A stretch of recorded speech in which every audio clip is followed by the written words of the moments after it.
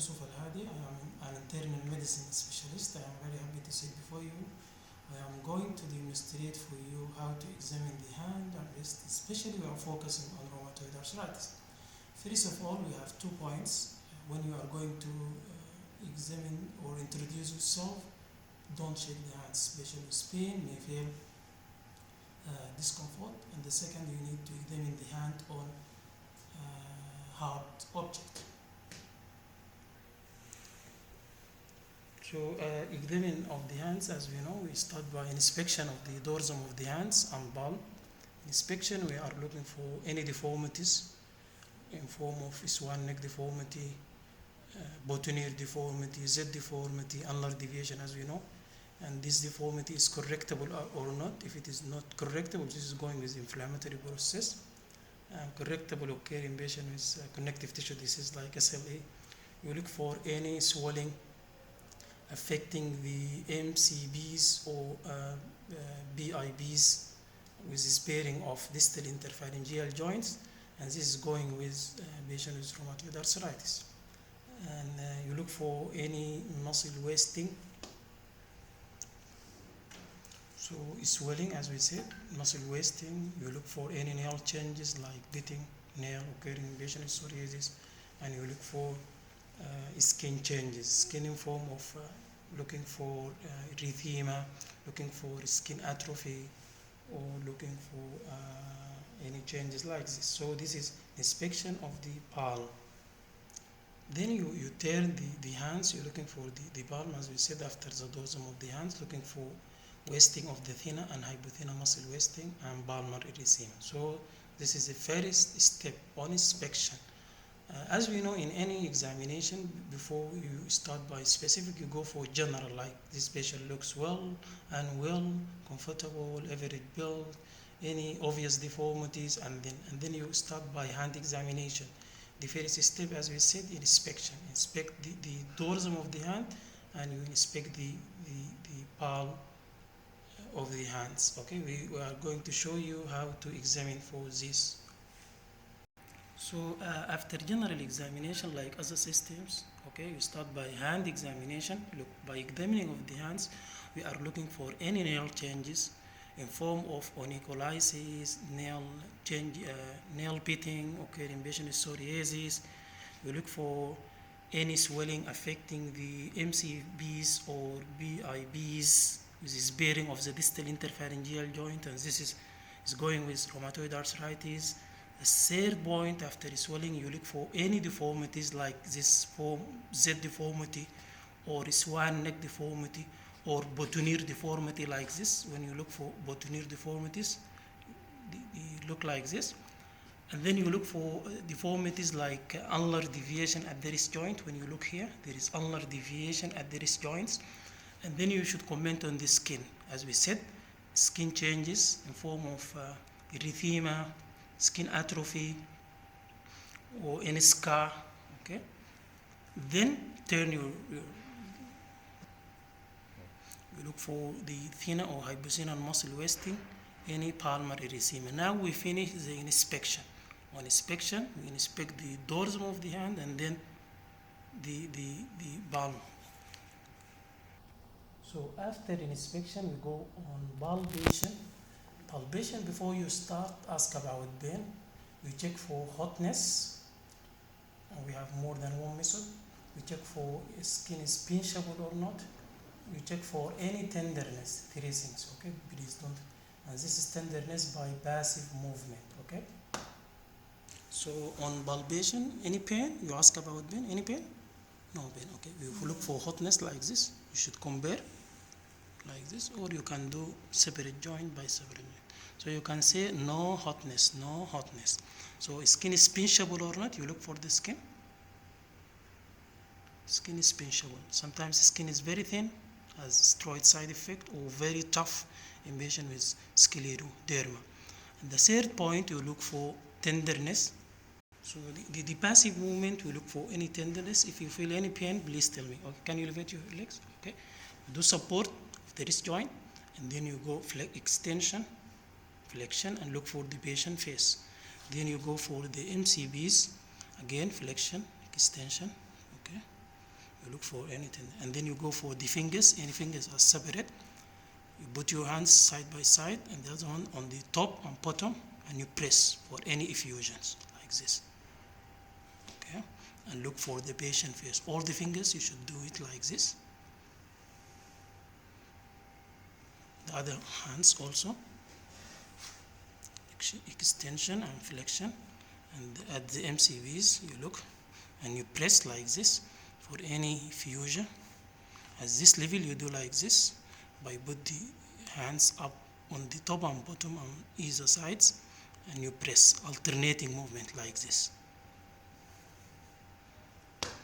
Okay, after passive movement, ask the patient to do like this first, yes, and then like this, and then like this.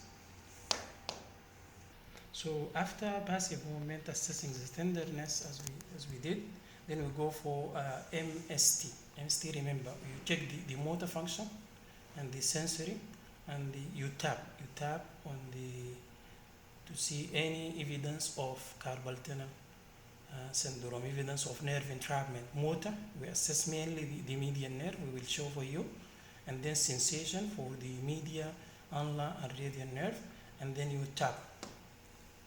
So as I said for you, motor, system, sensory, and tap, MST. Motor, can you do your hand like this? Okay, push against me, okay. Then, can you do abduction, like this, extension, flexion, okay, both. Do like this, tasbih, both hands, the other one. Okay, to assess the motor function of the median nerve mainly. And then we go for sensory system.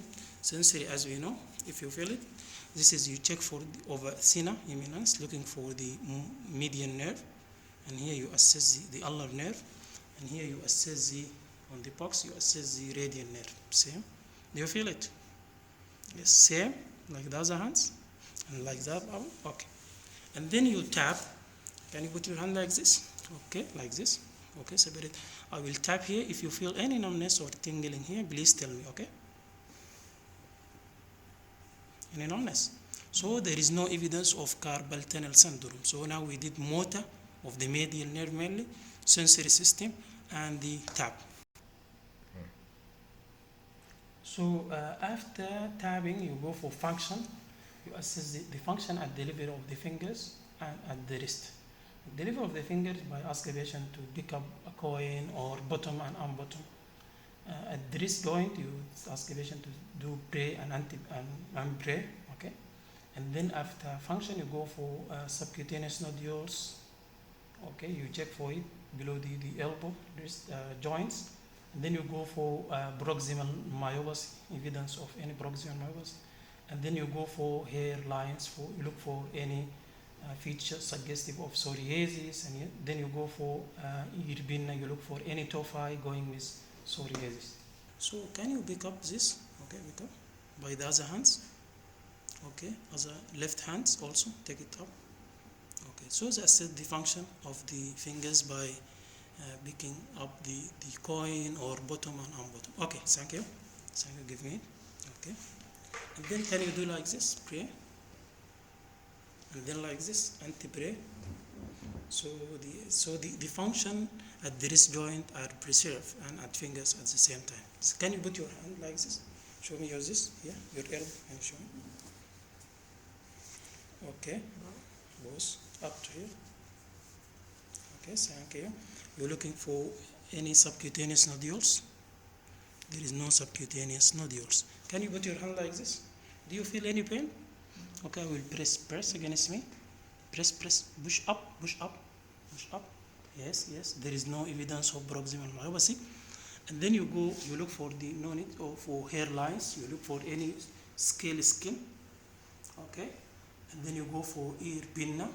Okay, and then we go for eyes, you look for the eyes by your torch, you look for any iritis, scleritis, you look for any malar rash, evidence of SLE, because SLE one of the cause of arthritis.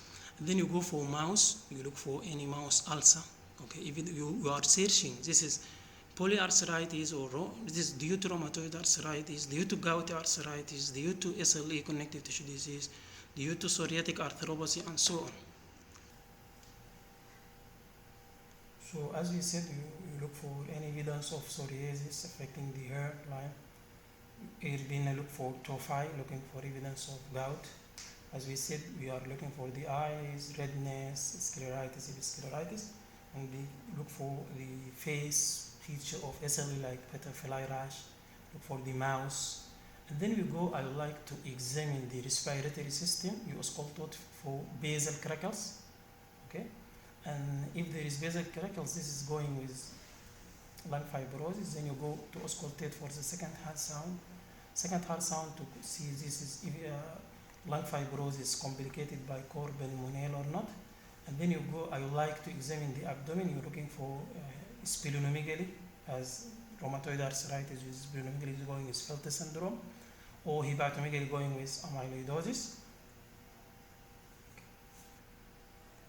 So after that, say I would like to examine the other joints, knee joints, and the foot also. And lower limb for any lower limb edema is going with core pneumonia as side effect of lung fibrosis, right-sided heart failure. And remember that, as we know, if you have one joint, this is monoarthritis. More than 3 joints, this is polyarthritis. So now the final diagnosis is polyarthritis. So you need to know the differential diagnosis of polyarthritis, like rheumatoid arthritis, like psoriatic arthropathy, like gouty arthritis, and connective tissue disease, SLE. As this is polyarthritis, is you need to know the status, the function, is active or not by any signs of inflammation, the second point. So this is arthritis, is active or not. The third point, any evidence of carpal tunnel syndrome. This should be involved in your diagnosis, okay? This is evidence of carpal tunnel syndrome or evidence of nerve entrapment. And the number 4, you look for any extra articular manifestation like lung fibrosis and so on. So you need to comment on your diagnosis on this, and you need to know the differential diagnosis, as we said above, and you need to know the criteria for rheumatoid arthritis, the old one, American or British one, and you need to know investigation to confirm your diagnosis in form of general investigation, and don't forget the specific investigation. You do rheumatoid arthritis or a factor. You do anti-CCD, don't forget X-ray of the joints and X-ray of the lungs, and don't forget the inflammatory markers and basic like investigation in form of complete blood count, liver function test, renal function test.